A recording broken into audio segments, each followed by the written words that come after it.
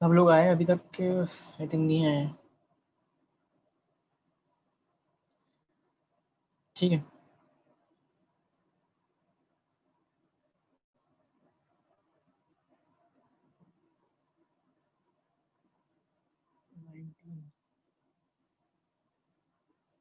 काफी है। चलो ठीक है, स्टार्ट करते हैं।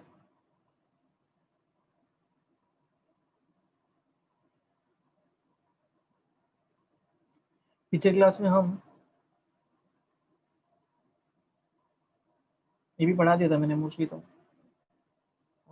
Filament, connective, cohesion of stamens, है ना, बताया दिया था मैंने आपको कि सिंजनी क्या होता है। इनफैक्ट मेरे को याद है मैंने आपको बताया था स्टेमेंस का अडेशन।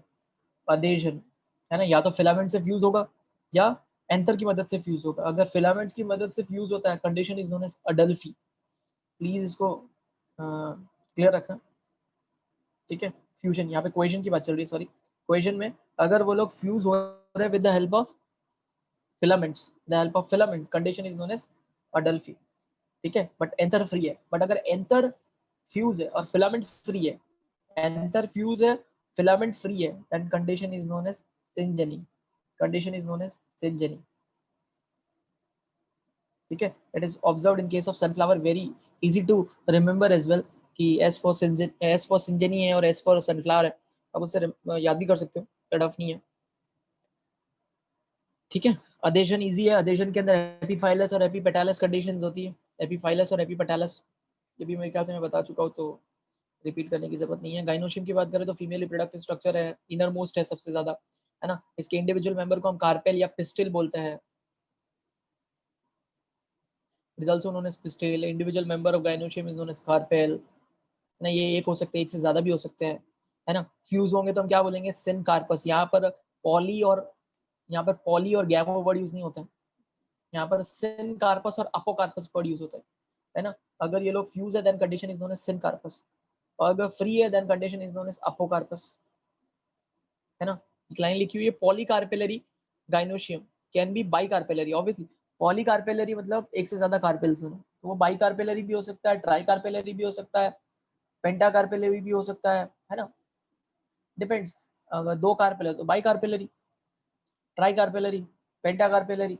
No need to remember. Again आपको जरूरत नहीं है, एनसीईआरटी में नहीं है, जरूरत बिल्कुल नहीं है आपको एग्जाम्पल या नॉन लर्न करने की। जितना एनसीईआरटी में दिया है मोर देन इनफ। ठीक है। और कभी आया भी नहीं है तो इतना मत सोचो। ठीक है। उसके बाद क्या लिखा है? कार्पेल जो होता है उसके पास तीन पार्ट होता है, that is style, stigma and ovary. ये भी आपको पता ही है। स्टिग्मा सबसे ऊपर वाला पोर्शन होता है जो पोलन ग्रेन को रिसीव करता है ना। स्टिग्मा जो होता है उसमें क्या लिखा है देखो, स्टिग्मा शोज वेरिएशंस। स्टिग्मा जो होता है उसके अंदर वेरिएशंस होते हैं depending upon the pollinating agent. Depending upon the pollinating agent मतलब पॉलिनेशन किस तरह से हो रहा है उस पर डिपेंड करता है स्टिग्मा का स्ट्रक्चर। ठीक है। तो वो सब ज्यादा डिटेल में जाने की जरूरत नहीं, क्योंकि ये 12th स्टैंडर्ड में आने वाला है डिटेल में, है ना। स्टाइल क्या होता है? वो स्टॉक है। स्टाइल क्या है? स्टॉक, जो ओवरी को स्टिग्मा से कनेक्ट करता है। ओवरी को स्टिग्मा से कनेक्ट करता है। लास्ट वाला है ओवरी, एकदम नीचे जो पार्ट है दैट इज ओवरी।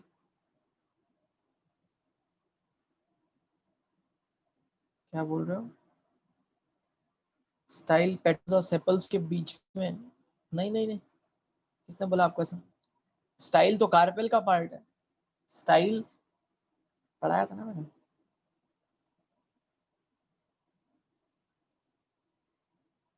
ऐसा है ना, ये स्टाइल है, सॉरी ये स्टिग्मा है, ऊपर वाला पोर्शन इसे स्टाइल, और ये ओवरी है, ये ओवरी है। ठीक है।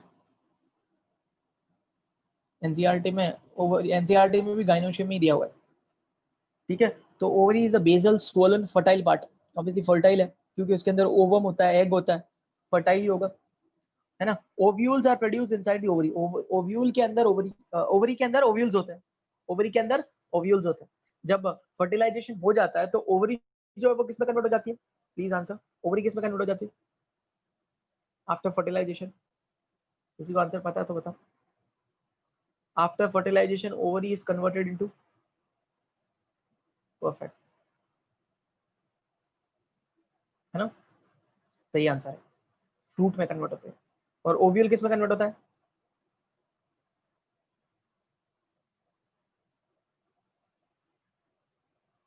ये भी सही है। ओव्यूल किस में कन्वर्ट होता है? सीड्स में। ओव्यूल किस में कन्वर्ट होता है? सीड्स में कन्वर्ट हो जाता है। और ओव्यूल और ओवरी के बीच में क्या कनेक्शन है? किसके थ्रू ओव्यूल जो है वो ओवरी से कनेक्टेड होता है? Ovule is connected to ovary with the help of, या आप रियल में ह्यूमन बीइंग का भी सोच सकते हैं। ह्यूमन बीइंग के अंदर, मदर के अंदर जो वोब है, उसमें जो फीटस होता है, बच्चा होता है, वो मदर से कनेक्टेड है विद द हेल्प ऑफ कौन से स्ट्रक्चर से कनेक्टेड होता है? सिंपल, जो ह्यूमन बीइंग में होता है वो इनमें भी होता है, प्लासेंटा, है ना? प्लासेंटा से कनेक्टेड होता है। तो यहाँ पर भी वही है, ovules are produced in the ovary on a soft fertile tissue called placenta. Placentation मेरे ख्याल से मैंने पढ़ाया ही है ना, कि ओव्यूल का arrangement in the ovary, ovule का arrangement with in the ovary is known as placenta. इसमें मार्जिनल मैंने पढ़ाया था आपको, मार्जिनल पी एग्जांपल है ना। Ovules are placed on the fused margin of a unilocular ovary, P है ना, मैंने आपको पी पढ़ाया था। पी के अंदर आप देख सकते हो यूनिलोक्युलर है, आप घर पे भी लाते हो पी, आप देख रहे हैं, आपको पता है एक ही चेंबर होता है उसके अंदर, पूरा एक ही तो चेंबर है, तो यूनिलोक्युलर ओवरी है। ओव्यूल्स अंदर बहुत सारे होते हैं, ओव्यूल्स बहुत सारे होते हैं, ये आपको एनसीईआरटी से पढ़ना है वापस अच्छे से। एक्साइल प्लासेंटेशन भी आपको मैंने बताया था, एक्साइल मीन सेंटर में होता है ना, सेंटर में होता है। ये देखो यहाँ पे अलग ही डायग्राम दिया है, बट एनसीईआरटी में अच्छा सा दिया है ना। सेंटर में क्या होता है, एक एकदम सेंटर में उसका प्लासेंटा होता है, प्लासेंटा होता है, और उस प्लासेंटा से क्या निकलता है? ओव्यूल्स निकलते हैं। और बीच में क्या है? सेप्टे है, सेप्टे है, मतलब ये जो है ये यूनिलोक्युलर नहीं है, यहाँ पर बहुत सारे लॉक्यूल्स है, बहुत सारे चेंबर्स है। तो मैं वापस पूरा एकदम डिटेल में नहीं जाने वाला हूँ, मैं पढ़ा चुका हूँ, आप एनसीईआरटी रेफर कर सकते हो। Ovules are placed on the central axis of a multilocular ovary, multi मतलब एक से ज्यादा लॉक्यूल्स है ना, एक से ज्यादा लॉक्यूल, ये सब आप एनसीईआरटी फॉलो करो, बेटर है। पैराइटल, पैराइटल में मैंने आपको क्या बताया था, ओव्यूल जो होता है वो इनर मार्जिन पे ग्रो करते हैं, इनर मार्जिन पर देख सकते हो आप। इसके अंदर दो इसके कवरिंग्स है, देखो एक बाहर वाली कवरिंग, एक अंदर वाली कवरिंग, है ना। ओवरी के अंदर दो कवरिंग, एक बाहर और एक अंदर। तो अंदर वाले जो ओव्यूल्स है वो कहाँ से आ रहे हैं? अंदर वाली से, अंदर वाली लाइनिंग से आ रहे हैं, बाहर वाली लाइनिंग से नहीं आ रहे। वो मैंने पढ़ाया ये parietal. Ovules are placed on the inner wall of the unilocular ovary of a multicarpellary syncarpous gynoecium. ठीक है, मल्टीकार्प ये सब पढ़ने की जरूरत नहीं है, मैं तो आपको बोल रहा हूँ स्ट्रेट फॉरवर्ड आप एनसीईआरटी से पढ़ो। बेजल, बेजल में क्या होता है? ये वाला बेजल है, एकदम लास्ट यूनिलोक्युलर ओवरी होती है, और एकदम नीचे बेस पर एक सिंगल सीड होती है, एक सिंगल ओव्यूल होता है। इनफैक्ट मैंने आपको पूछा भी था, एक क्वेश्चन बताया था कि ये एक ही ऐसा प्लासेंटेशन है जिसमें सिंगल ओव्यूल है, बाकी सब में बहुत सारे ओव्यूल्स होते हैं। बेसल एक ऐसा है जिसके अंदर ओवरी यूनिलोक्युलर है, ऊपर से उसके अंदर ओव्यूल भी एक ही है, ऊपर से उसके अंदर ओव्यूल भी एक ही है। फ्री सेंट्रल, फ्री सेंट्रल का मतलब होता है वो एक्साइल जैसा ही होता है, सेम एक्साइल प्लासेंटेशन जैसा ही होता है, बस इसमें सेप्टे नहीं होते हैं, that is known as free central, that is known as free central. Free central में क्या लिखा है? Ovules are borne, ovules are borne on the central axis which are not attached to ovary wall, which are not attached to ovary wall. ठीक है, इन्होंने जैसा भी definition दिया है, मैं आपको बोलूंगा ये पूरा का पूरा आप एनसीईआरटी से पढ़ो, एग्जाम में भी एनसीईआरटी से लिख के आओ, कोई प्रॉब्लम नहीं है। अच्छा लिखा उल्टा, ठीक है, उल्टा वहां पर अच्छा लिखा हुआ है, यहाँ पर इन्होंने कुछ खास अच्छे से दिया नहीं है। Okay, next topic is fruit. यहाँ पर फ्रूट अच्छा दिया हुआ है कंपैरेटिवली, यहाँ पे फ्रूट अच्छा अच्छे से दिया हुआ है, एनसीईआरटी में बहुत ही ज्यादा शॉर्ट कर दिया है। हाँ, फ्रूट आपको पता है किससे डेवलप होता है? ओवरी से डेवलप होता है। जब प्लांट के अंदर जब फ्लावर के अंदर या प्लांट के अंदर ही बोल सकते हैं फर्टिलाइजेशन हो जाता है, तो फर्टिलाइजेशन के बाद जो ओवरी होती है वो फ्रूट में कन्वर्ट हो जाती है। और आपको पता है फ्लावर किसकी कैरेक्टरिस्टिक प्रॉपर्टी? एंजियोस्पर्म की। तो angiosperm produce fruit after fertilization from the ovary, from the ovary, ये भी पता है आपको। मैंने आपको ये भी पढ़ाया था, कभी कभार बिना फर्टिलाइजेशन भी फ्रूट डेवलप हो सकता है, और ऐसी कंडीशन को हम पार्थेनोकार्पी बोलते हैं, है ना। Sometime the fruit is produced from the ovary without fertilization, such type of fruit are called parthenocarpic fruit. Example इसका मैंने आपको बताया था, बनाना एंड ग्रेप्स। ये एग्जांपल आपको एनसीईआरटी में लिखने हैं, क्योंकि एनसीईआरटी में ये तो जरूर बताया उन्होंने पार्थेनोकार्पिक, बट एग्जांपल नहीं दिए। तो एग्जांपल ये याद रख सकते हो, बनाना एंड ग्रेप्स, हालांकि मैंने वहां बताया था आपको, बट फिर भी प्लीज वहां पे नोट कर लेना, ये एनसीईआरटी में banana and grapes are the example of parthenocarpic fruits, example. इसीलिए तो आपको पता है बनाना और ग्रेप्स में आप सीड ट्रेस कर सकते हो क्या? सीड ट्रेस ही नहीं कर सकते, कहाँ है सीड? कभी देखा क्या बनाना के अंदर सीड? या ग्रेप्स में सीड बता सकते हो? नहीं बता सकते। रीजन यही है कि वो डेवलप ही वैसे हुए, विदाउट फर्टिलाइजेशन डेवलप हुए। जब बिना फर्टिलाइजेशन डेवलप हुए तो कहाँ से सीड आएगा?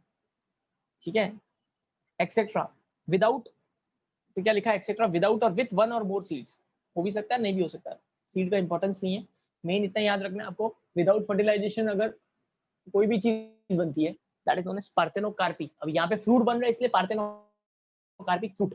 आप चाहे कहीं पे भी पढ़ो आगे, आप चाहे एनिमल्स में भी पढ़ो आगे जाके कि विदाउट फर्टिलाइजेशन कुछ बन रहा है, procedure is known as parthenocarpic. Fruits में हो रहा है इसलिए parthenocarpic. Good example banana and grapes याद रखना। The fruit which develops only from the ovary, जो ओवरी से एक्चुअली डेवलप होता है, जो एक्चुअली फ्रूट ओवरी से डेवलप होता है उनको हम ट्रू फ्रूट्स बोलते हैं, उनको हम ट्रू फ्रूट बोलते हैं। जैसे अगर आपको बोले apple, apple is a false fruit, because apple जो है वो ओवरी से थोड़ी डेवलप, वो तो थैलेमस है, आपको पता ही है जो एप्पल हम खाते हैं वो क्या है एक्चुअली थैलेमस है, ओवरी से कहाँ डेवलप हुआ। वो फ्रूट जो ओवरी से डेवलप होता है that is known as true fruit, other than ovary false fruit और सूडो फ्रूट्स। सिंपल सा कंसेप्ट, ये एनसीईआरटी में नहीं मेंशन है। Again the fruit which develops only from the ovary is called true fruit और eucarp, eu means true होता है हमेशा, यू कैरियोट, यू कैरियोट आपने पढ़ा होगा, यू कैरियोट मींस क्या होता है ट्रू न्यूक्लियस, कैरियोट मींस क्या होता है न्यूक्लियस, यू मींस ईयू, हमेशा जब कभी भी ईयू आता है ना समझ जाओ उसका मतलब है ट्रू। तो यू कार्प, हम इसको ईयू नहीं पढ़ते यू ही पढ़ते हैं, यू कार्प, तो ट्रू फ्रूट और यू कार्प एक ही होता है। एग्जांपल मैंगो, एनसीईआरटी में भी मैंगो ही दिया है ना। The fruit which develops from ovary and any other floral part, from ovary and any other floral part is called false fruit, और कुछ भी लिखा है इसमें ऐसा लिखना चाहिए था the fruit which develops from part other than ovary, parts other than ovary, ovary को छोड़ के अगर किसी और पार्ट से डेवलप होता है that is known as false fruit और pseudocarp, pseudocarp. Example is apple, very good example apple, मैंने आपको अभी बताया, क्योंकि एप्पल जो है वो ओवरी से डेवलप ही नहीं हुआ, वो थैलेमस से डेवलप हुआ है। समझ में आया, इतना क्लियर है?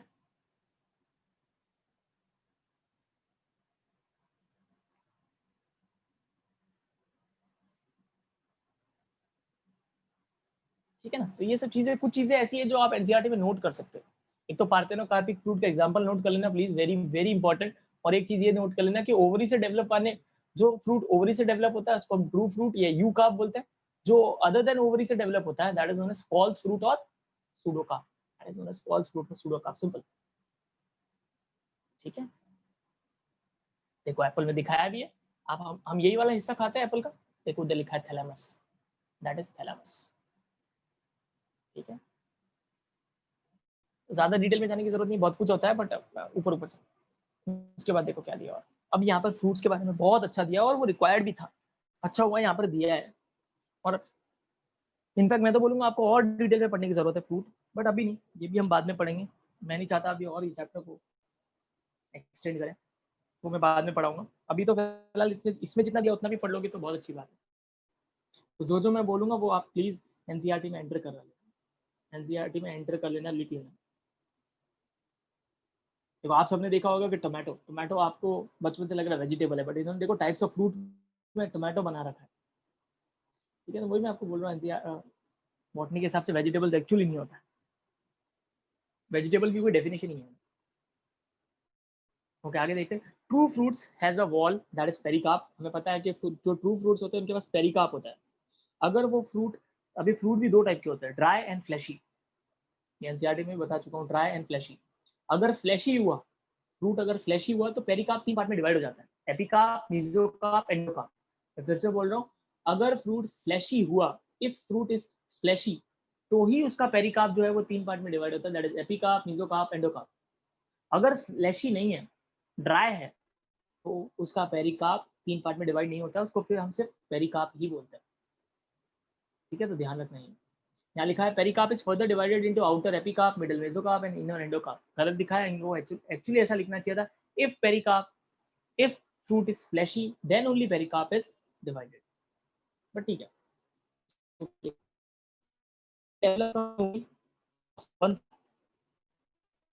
ठीक है, पूरा का पूरा फ्रूट है ना वो एक ओवरी से बन सकता है, ऐसे फ्रूट को हम सिंपल फ्रूट्स बोलते हैं। अगर कोई भी फ्रूट एक ही ओवरी से बना है, एक ही ओवरी से बना है, ऐसे फ्रूट्स को हम बोलते हैं simple fruit. Simple fruits are further classified on the basis of their pericarp. Those having thin pericarp are dry, but those with thick pericarp are fleshy. Obviously आप मैंगो में देख सकते हो, मैंगो में कितना थिक होता है ना, कितना ठीक होता है, उसका मिडल वाला पोर्शन हम खाते हैं, राइट, मीजोकार्प उसका खाते हैं, तो लिखा है, वो भी कुछ खास नहीं। तो क्या लिखा है, in dry fruits the pericarp becomes dry and thin, it breaks open dehiscent at maturity. ये वर्ड इंपॉर्टेंट है। ड्राई फ्रूट्स में क्या होता है ना कि उनकी जो पेरिकार्प होती है ना वो बर्स्ट हो जाती है, वो बर्स्ट हो जाती है जब वो फ्रूट मैच्योर होता है। और याद रखना बायोलॉजी में बर्स्ट के लिए क्या वर्ड है, बर्स्ट के लिए डेहिसेंस, डेहिसेंस, ठीक है। तो बर्स्ट हो जाना या ओपन हो जाना, that is known as dehiscence और डेहिसेंट। वही लिखा हुआ है कि ड्राई फ्रूट जो होते हैं उनकी पेरिकार्प जो होती है वो ड्राई और थिन होती है, इट ब्रेक्स ओपन। अब कुछ फ्रूट्स ऐसे होते हैं जिसमें वो लोग बर्स्ट होते हैं और कुछ ऐसे होते हैं जिसमें बर्स्ट नहीं होते हैं, उसके बेसिस पे dehiscent and non dehiscent fruits होते हैं। वही लिखा है, it breaks open dehiscent at maturity, but in some other it does not break down in dehiscent, ठीक है। तो जो फ्रूट्स के अंदर फ्रूट जो है वो बर्स्ट हो जाते हैं, अगर फ्रूट बर्स्ट हो जा रहा है मैच्योरिटी पर, जब फ्रूट पूरी तरह से मैच्योर हो गया और बर्स्ट हो गया, ऐसे टाइप के फ्रूट्स को हम बोलते हैं डेहिसेंट, ठीक है। ज्यादा डिटेल में मत जाना, सिर्फ इतना ही। जो नहीं होता है दैट इज नोन एज इनडेहिसेंट। अब उसके कुछ एग्जांपल दिए, स्ट्रेट फॉरवर्ड लर्न कर लो। एकिने मिराबिलिस, कैरियोप्सिस मेज, टेप्सेला सनफ्लावर आर इनडेहिसेंट फ्रूट्स। ये फ्रूट्स के टाइप्स हैं, एकिनी, कैरियोप्सिस, टेप्सेला, और उनके एग्जांपल ब्रैकेट में लिखे हैं। मैं फिर से बोल रहा हूँ, फ्रूट्स के टाइप है एकिनी, कैरियोप्सिस, टेप्सेला, ये फ्रूट्स के टाइप है और उनके एग्जाम्पल उनके ब्रैकेट में लिखे हैं। और ये तीनों टाइप इनडेहिसेंट में आते हैं, ये सब एनसीईआरटी में मेंशन कर लेना एज इट इज। फिर कैप्सूल, ये भी फ्रूट का टाइप है, capsule is a type of fruit, इसका एग्जांपल है लेडी फिंगर। लेग्यूम, ये भी फ्रूट है, इसका एग्जांपल है पी। ये डेहिसेंट है, ये डेहिसेंट है,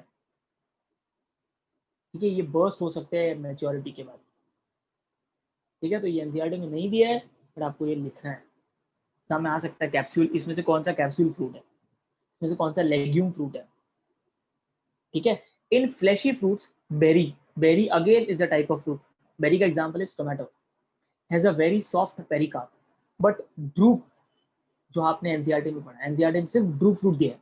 example is coconut as well as mango, has stony endocarp, has a stony endocarp. तो जितने भी एग्जांपल लिखे हैं ना, सब के सब आपको एनसीईआरटी में लिखे हैं, सब के सब एनसीईआरटी में लिखे।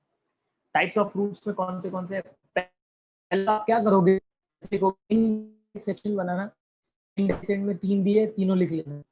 एक मिनट,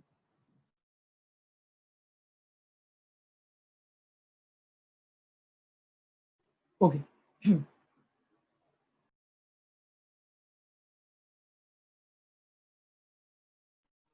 ओके, हाँ, तो इनडेहिसेंट के अंदर जो भी एग्जांपल दिए, पहले एक सेक्शन बनाना इनडेहिसेंट, उसके अंदर 3 नाम लिखने, उसके एग्जांपल भी लिखना। फिर अगला सेक्शन बनाना, उसके अंदर डेहिसेंट लिखना, डेहिसेंट के अंदर जो एग्जांपल दिए उनके नाम के साथ उनका एग्जांपल, ठीक है। बट ये ड्राई के अंदर आता है, याद रखना। पहली हेडिंग होगी आपकी ड्राई, ड्राई के अंदर 2 है, डेहिसेंट, इनडेहिसेंट, ठीक है, उनके एग्जांपल। फिर फ्लैशी के अंदर 2 ही एग्जांपल दिए, बेरी एंड ड्रूप। बेरी का एग्जांपल है टोमेटो, ड्रूप का एग्जांपल है coconut and mango. Clear?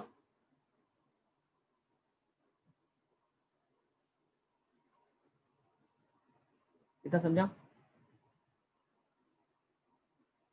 Straight forward, रट टू फायर, कुछ नहीं है, मैं तो पहले ही बोल रहा हूँ, रटना है सिंपली,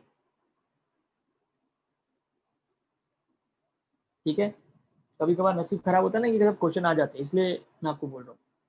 इनके चांसेस कम होते हैं क्योंकि एनसीईआरटी में नहीं है, बट आ जाते हैं, इसलिए मैं आपको बोल रहा हूँ ये सब मेंशन कर ले।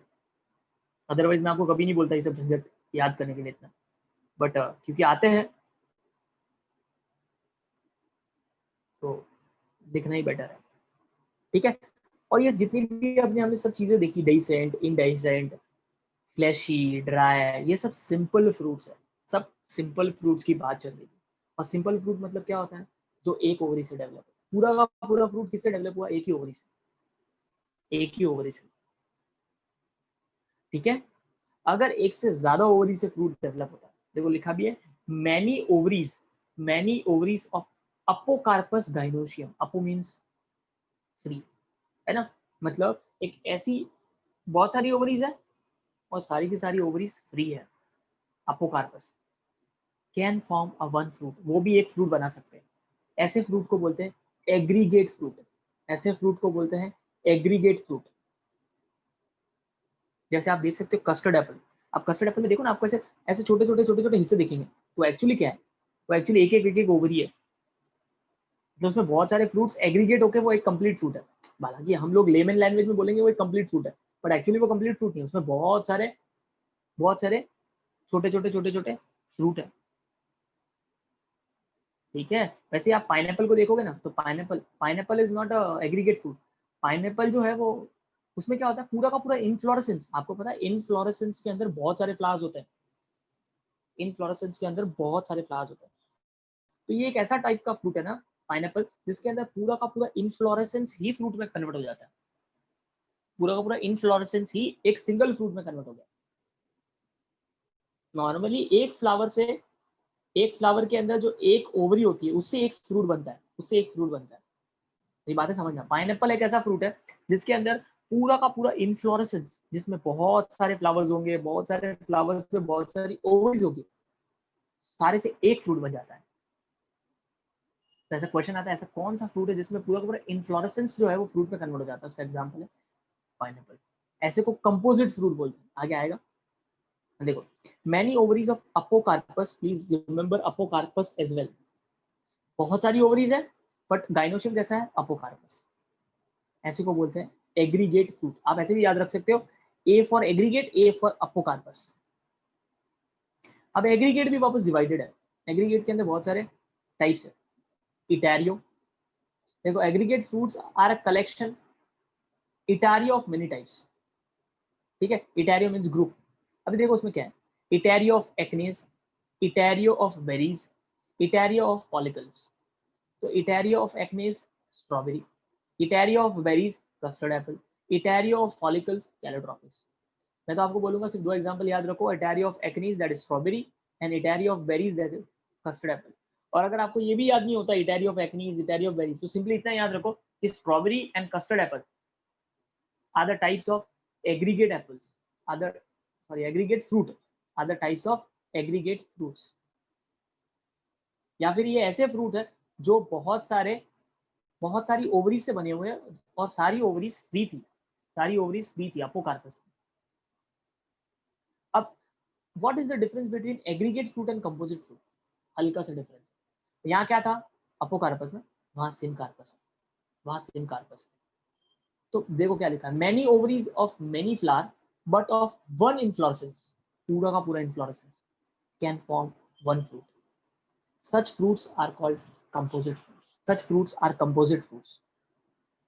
These fruits develop from one inflorescence, पूरा का पूरा इन्फ्लोरेसेंस डेवलप हो गया, फ्रूट के अंदर कन्वर्ट हो गया। अब यहाँ पर वर्ड यूज नहीं किया है, बट मैं आपको बोल रहा हूँ, प्लीज आप एनसीईआरटी में भी और इस बुक में भी मेंशन करिए क्या डिफरेंस है दोनों के अंदर। हाँ, एक बड़ा डिफरेंस तो है कि इसमें पूरा का पूरा इन्फ्लोरेसेंस है जो वो फ्रूट में कन्वर्ट हो गया, that is known as composite fruit.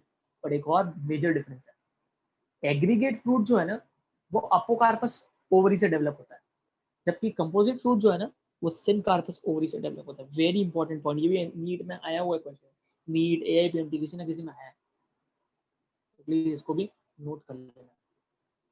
ठीक है, इसके एग्जाम्पल देखो क्या है, the one which develops from hypanthodium inflorescence is called synchronous. इतना याद रखो, हाइपेंथोडियम एक पार्ट होता है, ज्यादा डिटेल में नहीं जाएंगे। सिंकोनस आता है एग्जाम में, synchronous is a type of composite fruit. Synchronous, इसके एक्चुअली दो ही टाइप है, एक सिंकोनस और एक psoriasis, sorosis, not psoriasis. Psoriasis एक डिजीज है, बीमारी होती है, स्किन की डिजीज है, सोरियासिस नहीं है, sorosis. Synchronous, sorosis, synchronous fig, sorosis pineapple. पूरा याद रखना है, मैं पूरा बोल रहा हूँ वापस। Synchronous fig, synchronous is a type of composite fruit, और सिंकोनस का एग्जांपल है fig. Sorosis is a type of composite fruit, और उसका एग्जांपल है पाइनएप्पल। ठीक है, समझ में आया सारी चीजें मैंने क्या समझाई?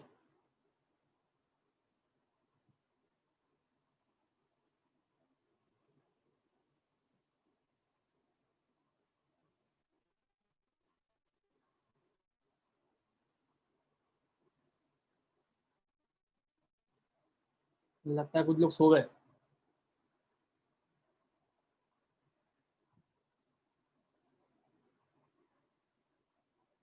हाँ, आपका ही रिप्लाई आ रहा है ना, बट एक रिप्लाई आया सिर्फ, बाकी लोग क्या कर रहे हैं? अरे सोना मत, हाँ, इतना मेहनत करके समझाया मैंने।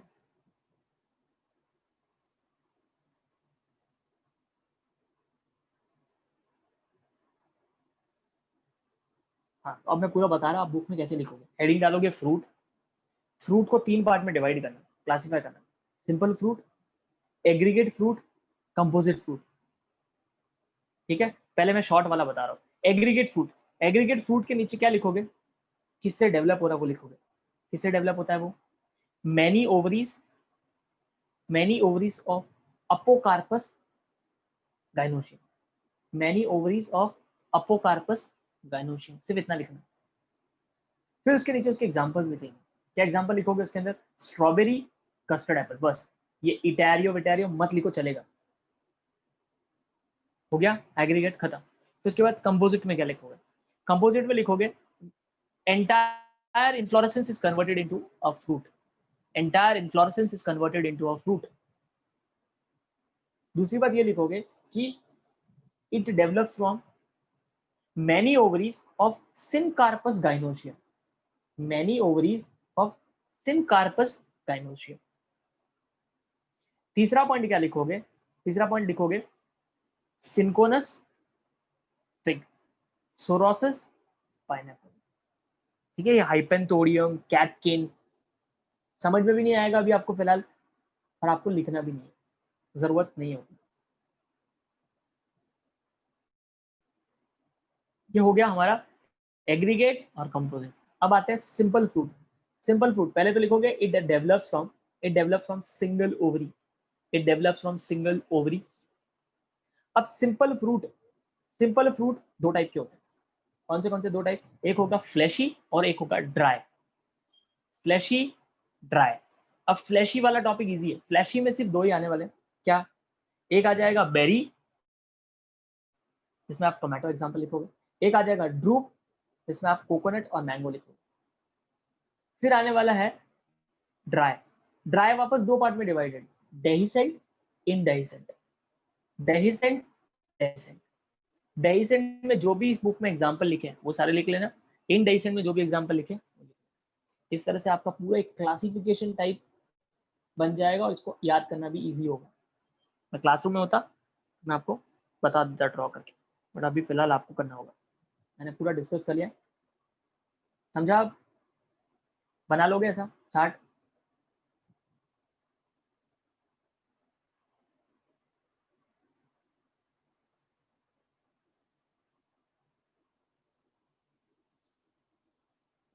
ठीक है, कोई एक जन, कोई एक जन आप में इतने में से कोई एक, किसी एक को है ना पूरा बनाओ अच्छे से, और मुझे उसका फोटो भेजना। सब नहीं, कोई एक आप में से, ठीक है, जो अच्छे से बना सके वो मुझे भेज देना, या फिर जो भी भेजोगे बना के भेज देना मुझे, जो सही लगा वो मैं ग्रुप पे भेज दूंगा ताकि सबके काम आ जाए। ठीक है, तो जैसे मैंने बोला उसको आप कैसे बनाओगे उसको, आप उसको लैंडस्केप मोड पे बनाना। लैंडस्केप मतलब समझ आ रहा होगा आपको। आपको पेज कैसा लेना है, एनसीईआरटी में डायरेक्ट मत बनाना है, पेज लेना, उस पेज को लैंडस्केप मोड में बनाना है आपको। पेज को टिल्ट करो, आपको एक अच्छा खासा व्यू मिलेगा ताकि उसमें आप क्लासीफाई अच्छे से कर सको। ठीक है ना, समझ में आई गया होगा आई थिंक, लैंडस्केप व्यू है ना, पेज को ऐसे,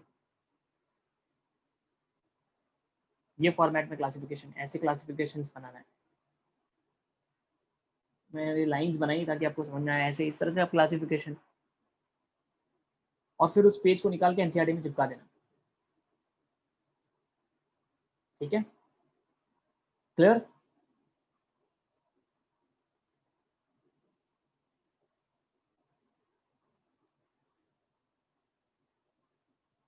ओके, बस इतना कर लेना। चलो आगे बढ़ते हैं। इतना समझ में आ गया, बस अभी सीड इन्होंने कुछ खास सीड दिया नहीं है। देखो इन्होंने कितना यहाँ पर कुछ चीजें इतनी भर भर के दी है, वो रूट्स एंड ऑल उसके बारे में इतना सब कुछ दिया है, और सीड इतना इंपॉर्टेंट टॉपिक है उसको इतने छोटे में खत्म कर दिया। जबकि एनसीईआरटी में सीड मोनोकॉट अलग है, डाइकॉट अलग है। मोनोकॉट के अंदर कितना इंपॉर्टेंट दिया है उसके अंदर, स्कूटेलम एंड ऑल वो सब, और यहाँ इतने में खत्म कर दिया कुछ भी करते लोग, यही प्रॉब्लम है। बट ठीक है अभी चलो अच्छी बात है, इतने कम में खत्म किया उतना आपको कम पढ़ना पड़ेगा बोर्ड्स के लिए, मेन फोकस आपका नीट पे होना चाहिए, बोर्ड्स ठीक है। Okay, families are the group of plants having plants very distinguished common characters. Families एक ऐसे, फैमिली किसको बोलते हैं हम, फैमिली किसको बोलेंगे जिसके अंदर जरूरी नहीं कि सारे प्लांट्स एक जैसे दिखे, उनकी कुछ कॉमन कैरेक्टरिस्टिक्स है, अगर उनमें कॉमन कैरेक्टरिस्टिक्स है तो उनको एक सेम फैमिलीज में ऐड कर दिया जाता है, ठीक है। अभी सीड के बारे में, सीड मेरे ख्याल से मैंने आपको वहाँ पढ़ाया वही बेटर है, कुछ एक्स्ट्रा दिखा तो मैं बता देता हूँ, मैंने आपको सब पढ़ाया, हाइलम क्या होता है, माइक्रोपाइल क्या होता है, सब पढ़ाया है ना। ओव्यूल जो है वही सीड में कन्वर्ट होता है ना, उसमें रेडिकल होता है, उसमें प्लूम्यूल होता है, उसमें एम्ब्रियोनिक एक्सेस होती है, सब पढ़ाया। हाँ सिर्फ एक नया पार्ट बता देता हूँ जो उसमें नहीं दिया है, तो क्या लिखा है, embryonal axis consist of radical and plumule, अगर आपको याद होगा तो ऐसा था, ये डाइकॉट का फोटो है, मैं भी ड्रॉ कर रहा हूँ, ऐसा था है ना। उसमें क्या लिखा है, the embryonal axis consists of radical and plumule, the part of embryonal axis between cotyledon and plumule is called epicotyle, while the part between cotyledon and the radical is called hypocotyle। मतलब क्या कि देखो ऐसा कुछ बोल सकते हैं कि समझो कि ये वाला हिस्सा प्लूम्यूल है, मैंने ब्लू कलर में ड्रॉ किया है, समझो ये वाला हिस्सा प्लूम्यूल है,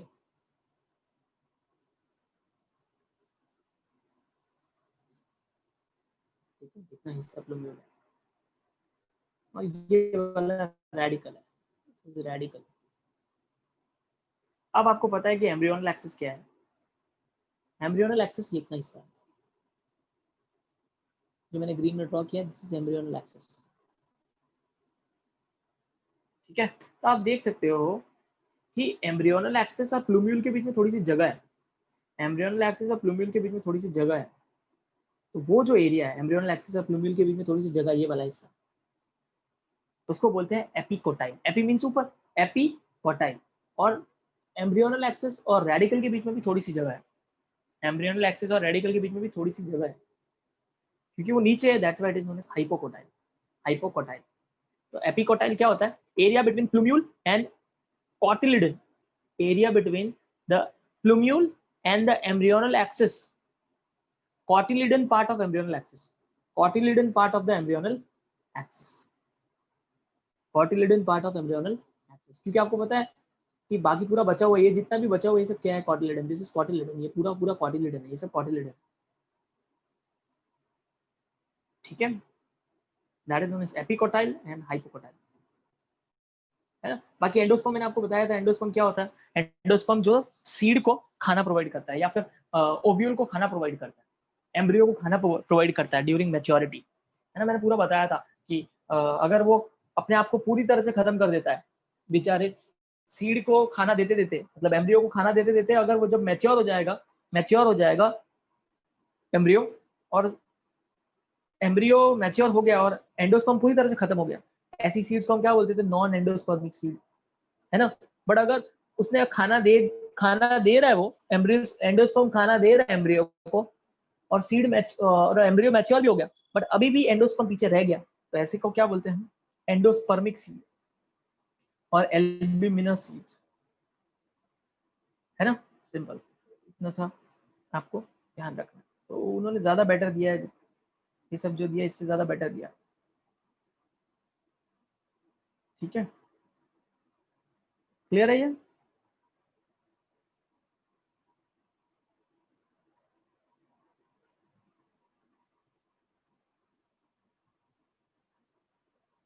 तो यहाँ कुछ खास दिया नहीं है, मैं तो आपको बोलूंगा कि आप सीड बेटर है कि आप एनसीईआरटी से पढ़ो, वहाँ अच्छा दिया है।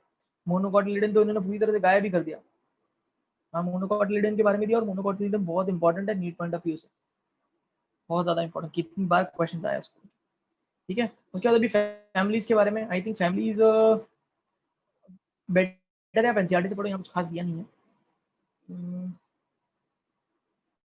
ये सब फ्लोरल फॉर्मूला दिए हुए हैं और फ्लोरल डायग्राम दिए हैं, बट कुछ खास नहीं दिया है, साइमोस एंड ऑल एकदम शॉर्ट दिया है। तो आप एनसीईआरटी से कर सकते हो वो वाला हिस्सा भी, एनसीईआरटी से ही करो, ज़्यादा अच्छा है। यहाँ पे आपको फेबेसी फैमिली के बारे में भी दिया है ना, फेबेसी और सोलेनेसी और लिलिएसी भी इनफैक्ट एक एक्स्ट्रा दिया है, यहाँ पे वो भी नहीं दिया है।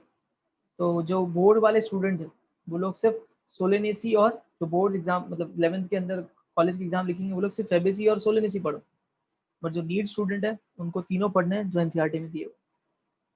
ठीक है, तो कुछ वर्ड्स अगर दिखे तो नहीं समझ में आए वो बता देता हूँ।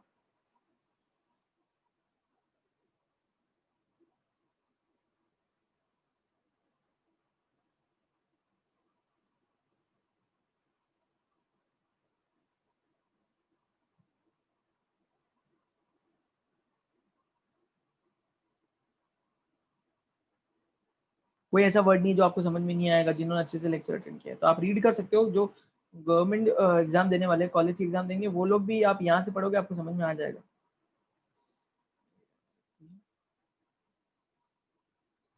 क्योंकि मैंने हर टर्म्स को क्लियर किया है, आई थिंक प्रॉब्लम नहीं आएगी। अगर फिर भी प्रॉब्लम आती है तो आप मुझे बता सकते हो लेक्चर के अंदर के सर मुझे ये वाला पार्ट नहीं समझ में आया, पढ़ लेना फेबेसी और सोलेनेसी। इसमें भी कोई वर्ड है क्या अलग से, कोई नया वर्ड? नहीं, कोई नया वर्ड नहीं है।